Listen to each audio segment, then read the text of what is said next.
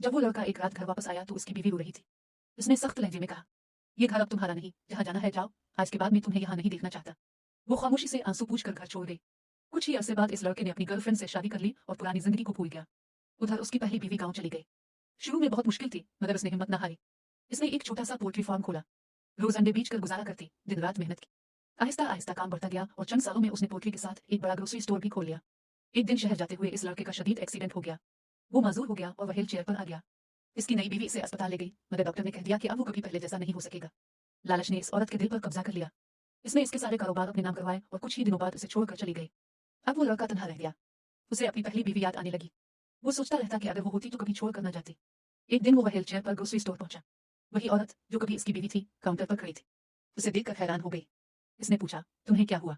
इसने सब कुछ सच सच बता दिया और रोते हुए कहा, मुझे माफ कर दो, मैंने तुम्हारे साथ बहुत गलत किया।